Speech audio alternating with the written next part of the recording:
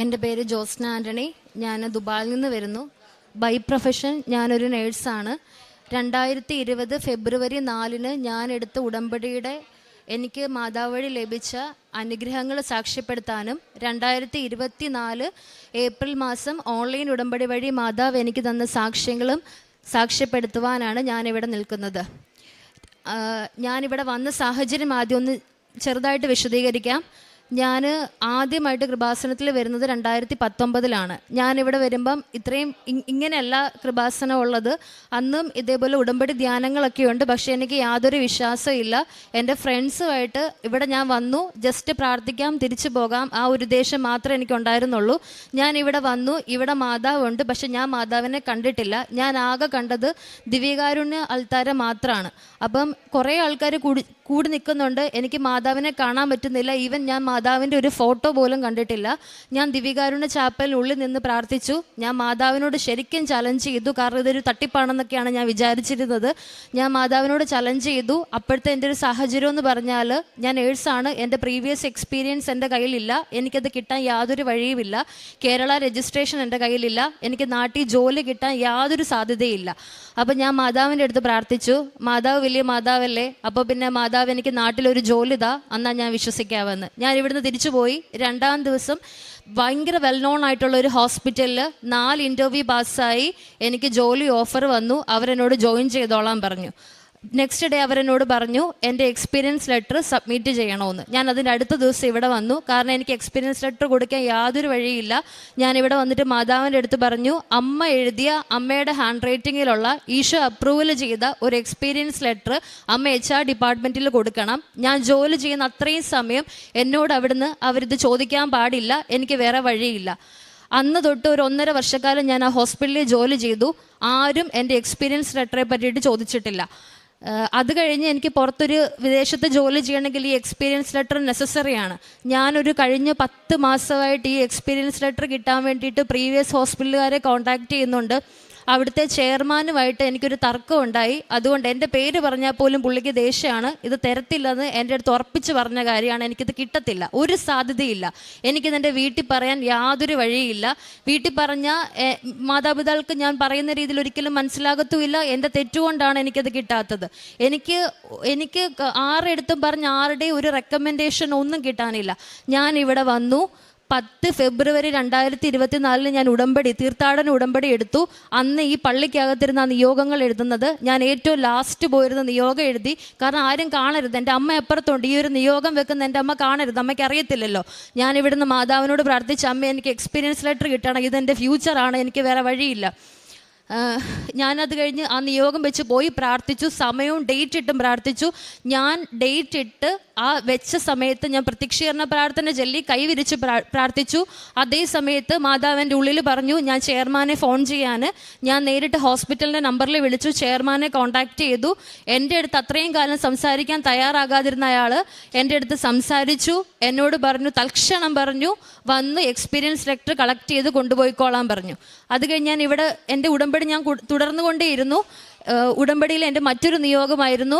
എൻ്റെ അച്ചാച്ചൻ, എൻ്റെ ഫാദർ, ആള് നല്ല മാതാവിനോട് വിശ്വാസമുള്ള ആളാണ്. കൊന്തജലം ഞങ്ങളെ പ്രാർത്ഥിക്കാൻ പഠിപ്പിച്ചതൊക്കെ ഞങ്ങളുടെ അച്ചാച്ചനാണ്. പക്ഷേ ഞാൻ കൃപാസനത്തിൽ വരുന്നതിനോട് എൻ്റെ അച്ഛന് യോജിപ്പില്ല. കാരണം എൻ്റെ പള്ളി മാതാവിൻ്റെ നാമധേയത്തിലുള്ള പള്ളിയാണ്. അവിടെ പ്രാർത്ഥിച്ചാലും മാതാവുണ്ട്, ഇവിടെ പ്രാർത്ഥിച്ചാലും മാതാവുണ്ട്. നീ എന്തിന് കൃപാസനത്തിൽ പോകുന്നു എന്ന് പറഞ്ഞ് എൻ്റെ ഫാദർ എന്നെ വഴക്ക് പറയുമായിരുന്നു. അപ്പം ഞാൻ കുറേ പ്രാവശ്യം എക്സ്പ്ലെയിൻ ചെയ്തു, കുറേ പ്രാവശ്യം അപ്പനെ തിരുത്താൻ നോക്കി. അപ്പം സമ്മതിക്കുന്നില്ല, മദ്യപാനം നിർത്തുന്നില്ല. ഞാൻ മാതാവിൻ്റെ അടുത്ത് വന്ന് പറഞ്ഞു, ഞാൻ ഇനി എൻ്റെ അച്ഛനെ കൺവീൻസ് ചെയ്യിക്കത്തില്ല, ഒരിക്കലും ഞാൻ കൺവീൻസ് ചെയ്യിക്കത്തില്ല. ഞാനായിട്ട് പറഞ്ഞ് അച്ഛനെ ഒരിക്കലും കൃപാസനത്തിൽ കൊണ്ടുവരത്തില്ല. മാതാവ് തന്നെ വിളിച്ച് ഇതിനൊരു തീരുമാനം ഉണ്ടാക്കണേന്ന് പ്രാർത്ഥിച്ചു. 2021 സ്വമേധ എൻ്റെ ഫാദർ ഇവിടെ വന്നു, ഉടമ്പടി എടുത്തു, മദ്യപാനം ഉപേക്ഷിച്ചു. ഇപ്പം 2024 ഇപ്പോഴും ഉടമ്പടി ജീവിതം നയിക്കുന്നു. ഒരു ദിവസം പോലും പരിശുദ്ധ കുർബാന മുടക്കാത്തതോ കുർബാന സ്വീകരിക്കാത്തതോ ഇല്ല. വലിയ അനുഗ്രഹത്തിൽ എൻ്റെ കുടുംബം പോകുന്നു, കുടുംബ സമാധാനത്തിൽ പോകുന്നു. 4-മത്തെ കാര്യം, ഞാൻ ജോലി ചെയ്തുകൊണ്ടിരുന്ന ഹോസ്പിറ്റലിൽ ഞാൻ വിദേശത്തേക്ക് ഒരു ജോലിക്ക് വേണ്ടി മാതാവിനോട് നിയോഗം വെച്ച് പ്രാർത്ഥിച്ചു. ഞാൻ വർക്ക് ചെയ്തിരുന്ന ഹോസ്പിറ്റലിൽ ഒരു ഡോക്ടറിൻ്റെ ഇൻഫ്ലുവൻസ് വഴി ഞാൻ വിദേശത്തേക്ക് പോകാൻ വേണ്ടി 4.5 ലക്ഷം രൂപ കൊടുത്ത് ഒരു തട്ടിപ്പിനിരയായി. ഞാൻ അവിടെ കയറി ചെന്നു, എക്സാം ഒക്കെ പാസ്സായി. മാതാവിൻ്റെ കൃപയെ മാതാവ് പറഞ്ഞു തന്നു. ഞാൻ ടപ്പേന്ന് DH എക്സാം എല്ലാം ക്ലിയർ ചെയ്തു. 1 മാസത്തിനകം ഞാൻ അവിടെ ചെന്നു.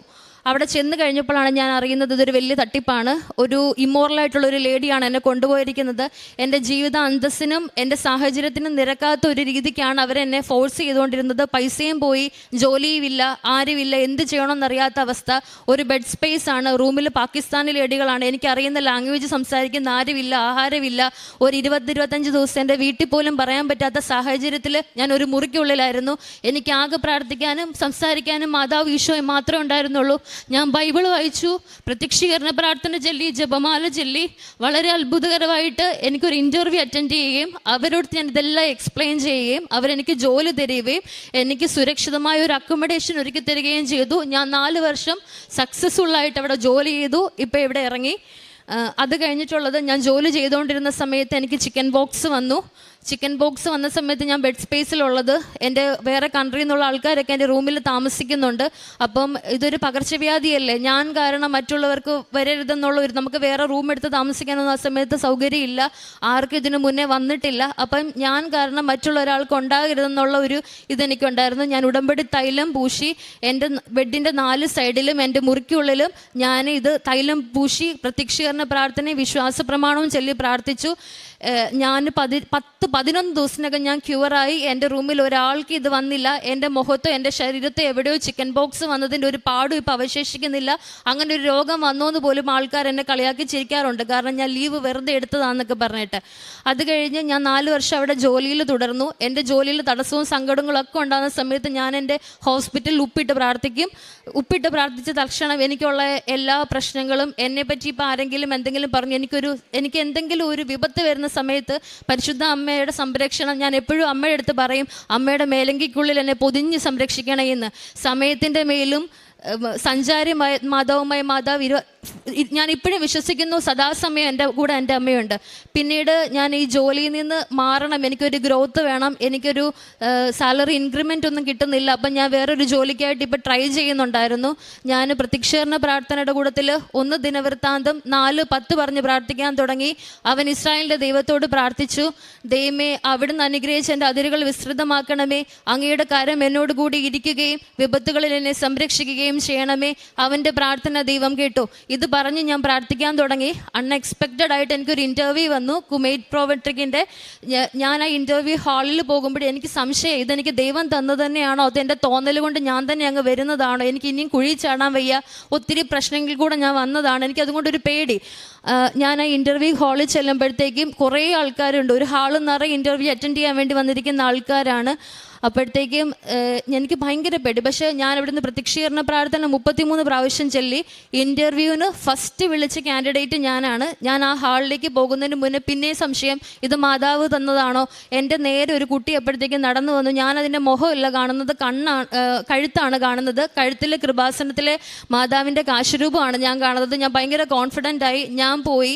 എനിക്ക് ഫസ്റ്റ് അറ്റംപ്റ്റിൽ തന്നെ ഞാൻ ഇൻ്റർവ്യൂ പാസ്സായി പുറത്ത് വന്നു. പരീക്ഷ എഴുതേണ്ട സമയമായി, വളരെ ലിമിറ്റഡ് ടൈമേ ഉള്ളൂ. എനിക്ക് പരീക്ഷയ്ക്ക് പഠിക്കാൻ സമയമില്ല, എനിക്ക് ജോലിയുണ്ട്, ഡെയിലി ഡ്യൂട്ടിക്ക് പോകണം. ഞാൻ 4 ദിവസം ടൈം എടുത്ത് പ്രോമെട്രിക്കിന് വേണ്ടിയിട്ട് ട്രൈ ചെയ്യാൻ വേണ്ടി പഠിക്കുന്നത്. പക്ഷേ എനിക്ക് പഠിച്ചതൊന്നും തലേ കയറുന്നില്ല, പഠിക്കാൻ പറ്റുന്നില്ല, എൻ്റെ സാഹചര്യങ്ങൾ അങ്ങനെയൊന്നുമല്ല.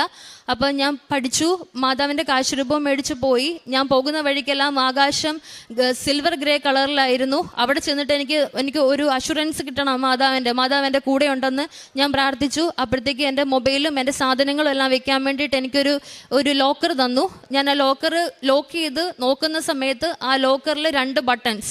ആ ബട്ടൺസിൽ ഒരു ബട്ടൺസ് രാവിലത്തെ പ്രത്യക്ഷീകരണ പ്രാർത്ഥനയുടെ സമയത്ത് കത്തിക്കുന്ന നീലത്തിരിയും വൈകിട്ടത്തെ പ്രാർത്ഥനയുടെ പച്ചത്തിരിയും. എനിക്ക് ഉറപ്പായി മാതാവ് എൻ്റെ കൂടെ ഉണ്ടെന്ന്. ഞാൻ പരീക്ഷ വളരെ സുഖമായിട്ട് എഴുതി. എനിക്ക് അവർ പറഞ്ഞു തരുന്ന പോലെയായിരുന്നു. ഞാൻ അവരോട് ചോദിച്ചു റിസൾട്ട് എപ്പോൾ വരും. 24 മണിക്കൂർ പറഞ്ഞു. 15-20 മിനിറ്റിനുള്ളിൽ എൻ്റെ റിസൾട്ട് വന്നു. ഞാൻ പാസ്സായി. പരിശുദ്ധ അമ്മ ഉടമ്പടി വഴി എനിക്ക് തന്ന അനുഗ്രഹങ്ങളാണിത്.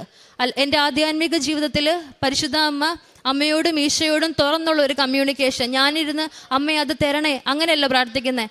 എനിക്കിത് വേണം, എൻ്റെ അവസ്ഥ ഇതാണ്, ഇന്ന് നടന്ന കാര്യങ്ങളൊക്കെ ഞാൻ എക്സ്പ്ലെയിൻ ചെയ്യും. അമ്മ ഇന്ന് ഞാൻ അവരെ കണ്ടു, ഇവരെ കണ്ടു, ഇതൊക്കെയാണ് അവരെന്നോട് അങ്ങനെ പറഞ്ഞു, എല്ലാം ഞാൻ എക്സ്പ്ലെയിൻ ചെയ്യും. എനിക്ക് തരണേന്ന് ഞാൻ പ്രാർത്ഥിക്കത്തില്ല, എല്ലാം ഞാൻ പറയും, എല്ലാവരുടെ കാര്യങ്ങളും പറയും. ഞാൻ അമ്മയുടെ അടുത്ത് പ്രാർത്ഥിക്കും. അമ്മ എല്ലാവർക്കും കാണത്തില്ലേ, എല്ലാവരും കാണാൻ വരത്തില്ലേ, നേരിട്ട് പെട്ടെന്ന് വന്നാൽ എനിക്ക് ചിലപ്പോൾ പേടിച്ചു പോകും. നമ്മളങ്ങനെയാണല്ലോ കുറേ കഥകളിലൊക്കെ കണ്ടിരുന്നത്, പെട്ടെന്ന് പ്രത്യക്ഷപ്പെടുമ്പോൾ നമുക്ക് പേടിയാകും. ഞാൻ മാതാവിൻ്റെ അടുത്ത് പറഞ്ഞു, എനിക്ക് പേടിക്കേണ്ട, ഞാൻ സ്വപ്നം കാണണം, സ്വപ്നത്തിൽ മാത്രം വന്ന് എന്നെ കണ്ടാൽ മതി, ഞാൻ റെഡി ആവുമ്പോൾ ഞാൻ പറയാം, അപ്പോൾ വന്ന് അമ്മ എന്നെ കണ്ടാൽ മതിയെന്ന്. ഞാൻ അങ്ങനെ പ്രാർത്ഥിച്ച് പ്രത്യക്ഷീകരണം ചൊല്ലാൻ വേണ്ടി രാവിലെ എണ്ണിക്കുന്ന സമയങ്ങളിൽ ലേറ്റ് ആയാൽ കറക്റ്റ് ഈ രൂപത്തിൽ മാതാവ് ഈ ഗ്ലാസിൻ്റെ അകത്തല്ല ഇരിക്കുന്നത്, ഇതേ ഗ്ലാസിൻ്റെ രൂപം സൂം ചെയ്ത പോലെ വന്നിട്ട് ജോസ്നാന്ന് വിളിക്കും. ഞാൻ റൂമിൽ ഒറ്റയ്ക്കിരുന്ന സമയങ്ങളിലും ഒരു സ്ത്രീയുടെ അശരീരി വന്ന് എൻ്റെ പേര് വിളിക്കുന്നതായി ഞാൻ കേൾക്കാറുണ്ട്. ഞാൻ ഈ ഉടമ്പടിക്ക് സാക്ഷ്യം പറയാൻ വേണ്ടിയിട്ട് ഒത്തിരി താമസിച്ചു. കാരണം എനിക്ക് ഓരോ സാഹചര്യങ്ങൾ കൊണ്ട്, പിന്നെ ഉടമ്പടിയുടെ സാക്ഷ്യം പറയാൻ എനിക്ക് ഭയങ്കര ഒരു നാണമായിരുന്നു. എല്ലാവരും എങ്ങനെ ഫേസ് ചെയ്യും, എല്ലാവരോടും ഇതെങ്ങനെ പറയും, ഈ കാര്യങ്ങളൊക്കെ എല്ലാവരും അറിയത്തില്ലേ, ഇങ്ങനത്തെയൊക്കെ കുറേ പ്രശ്നങ്ങളാണ്. അപ്പം ഞാൻ എന്ത് ചെയ്യും, റൂമിലത്തെ മാതാവിൻ്റെ രൂപത്തിൻ്റെ ഫ്രണ്ടിൽ ഇരുന്നിട്ട് പ്രാക്ടീസ് ചെയ്യും. ഞാൻ ഈ സാക്ഷ്യം പറയുന്നത് വീട്ടിൽ പ്രാക്ടീസ് ചെയ്യും.